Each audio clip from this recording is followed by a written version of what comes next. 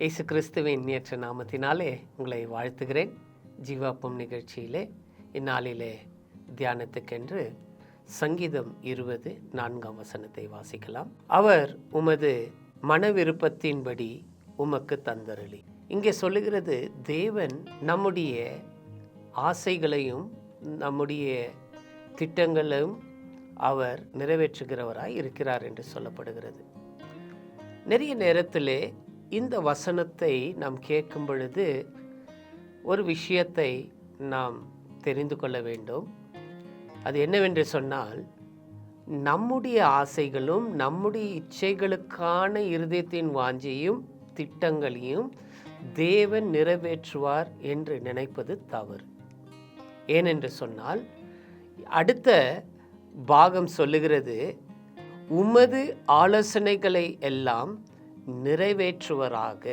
அப்படின்னு சொன்னால் நீங்கள் என்ன சொல்லுகிறது என்றால், தேவனுடைய திட்டத்தை, தேவனுடைய ஆலோசனையின்படி நம்முடைய விருப்பமும் நம்முடைய திட்டங்களும் அதோடு இணைந்து இருக்கிறதாய் இருந்தால் நிச்சயமாகவே அந்த திட்டங்களையும் அந்த ஆசைகளையும் தேவன் நமக்கு நிறைவேற்றுகிறவராயிருப்பார்.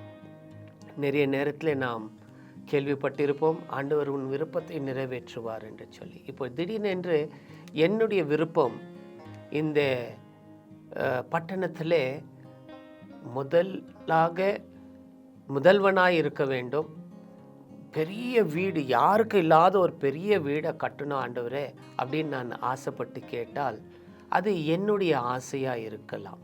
ஒருவேளை கர்த்தர் கொடுக்கலாம், கொடுக்காமல் போகலாம், அது வேற விஷயம். ஆனால் நம்முடைய இச்சை, என்னுடைய ஆசை எதுக்காக என்னுடைய பட்டணத்தில் முதல்வனாக இருக்கணும், எதற்காக இந்த பட்டணத்திலே பெரிய வீடு இருக்கணும் எனக்கு நான் யோசிக்கிறேன்ட்டு என்னுடைய உள்ளத்தில் ஆராய்ந்து பார்ப்பார் தேவன். என்னுடைய ஆசை என்னன்னா, யாருமே கட்டாத ஒரு வீடை கட்டி நான் எல்லாருக்கும் காட்டணுன்ற என்னுடைய உள்ள ஆசை சொல்லுகிறது. ஆனால் தேவன் அதை பார்ப்பார். நம்முடைய இச்சைகள் நிச்சயமாகவே அது கர்த்தர் நிறைவேற்றுவதற்கு முடியாத ஒரு காரியம். அதனால தான் நாம் தெரிந்து கொள்ள வேண்டியதான முக்கியமான ஒரு விஷயம் என்று சொன்னால், தேவ சித்தத்தின்படி நாம் அறிந்து கொண்டால், அவருடைய சித்தம் நம்முடைய சித்தமாய் மாறினால், அவருடைய வாஞ்சை அவருடைய திட்டங்கள் நம் வாழ்க்கைக்கு மாறினால் நிச்சயமாகவே அந்த காரியங்கள் ஒவ்வொன்றும் நிறைவேறக்கூடியதாக இருக்கும். தேவன் நம்மை சிருஷ்டித்தது அவரை வாழ்த்தவும் அவரை புகழவும் அவருக்காய் வாழவும். அவருக்காய் நீங்கள் அப்படி வாழும் பொழுது, அவருக்கு பிரியமாய் நம் வாழும் பொழுது நிச்சயமாகவே அந்த வாஞ்சை தான் நம்முடைய உள்ளத்தில் இருக்கும். இந்த தேவ பிள்ளையே, நீங்கள் எதை வாஞ்சிக்கிறீங்க? இன்னைக்கு உங்களுடைய காரியங்கள் என்ன? நிச்சயமாக ஆண்டவர் செய்வார். பரலோகத்துடைய காரியங்கள் மாத்திரமல்ல, புலகத்துடையதும் கூட அவர் கொடுக்க நல்லவராக இருக்கிறார். ஆனால் அவருடைய சித்தத்தின்படி நீங்கள் கேட்கும் பொழுது, அது அந்த வாஞ்சையாய் மாறும் பொழுது அது நிச்சயமாக உங்களுக்கு கொடுப்பார். ஒரு விஷயத்தை நம்ம மறுக்கக்கூடாது, அவர் நம்மை போஷிக்கிற தேவனாக இருக்கிறார், நம்மை காக்கிற தேவனாக இருக்கிறார், நம்மை அரவணைக்கிற தேவனாக இருக்கிறார், நம் விழுந்து போகும்பொழுது கை கொடுத்து தூக்குற தேவனாக இருக்கிறார், நம் கண்ணீர் வடிக்கும் பொழுது கண்ணீரை துடைக்கிற தேவனாக இருக்கார், தனிமையில் இருக்கும் பொழுது நான் உன்னோடு கூட இருக்கிறேன் என்று சொல்லுவார், மற்றவர்கள் ஏமாற்றும் பொழுது அவர் ஒருபோதும் உங்களை ஏமாற்ற மாட்டார். இப்படியாகத்தான் தேவன் நமக்கு கூட இருந்து அவர் வழி நடத்துகிற தேவனாக இருக்கார். அதனால இந்த நேரத்தில் அவர் மேல் பற்றுதலாக இருந்து, அவர் மேல் நம்பிக்கை இருந்து நாம் வாழும் பொழுது, அவரை நாடும் பொழுது நிச்சயமாகவே அவருடைய சித்தம் நம் வாழ்க்கையில் இருக்கும் பொழுது நிச்சயமாகவே நம்முடைய இருதயத்தின் வாஞ்சியும் நம்முடைய திட்டங்களையும் அவர் நிறைவேற்ற நல்லவராயிருக்கிறார். அல்லேலூயா.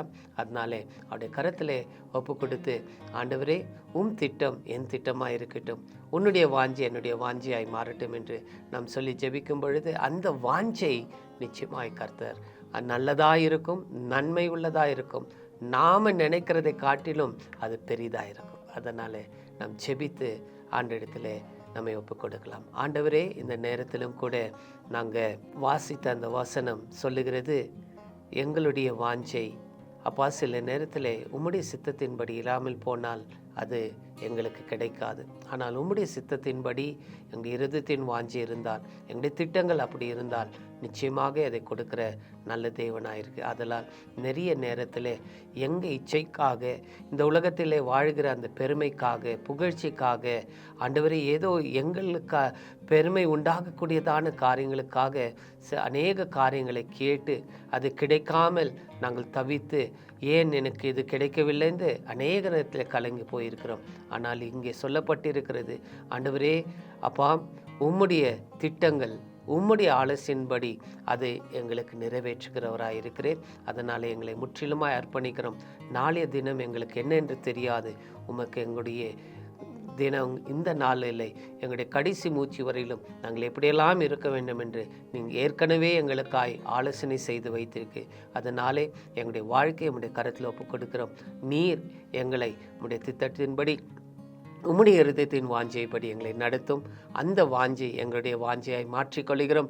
அந்த திட்டங்கள் எங்களுடைய வாழ்க்கைக்கு திட்டமாய் வைத்துக் கொள்கிறோம். எங்களுடைய ஜெபத்தை கேட்டு ஆசீர்வத்துக்காய் ஸ்தோத்திரிக்கிறோம். இயேசுவின் நாமத்தினாலே பிதாவே, ஆமென், ஆமென். அல்லேலூயா. தேவன் தாமே உங்களுடைய திட்டங்களையும் உங்களுடைய இதயத்தின் வாஞ்சையும் நிறைவேற்றுவாராக.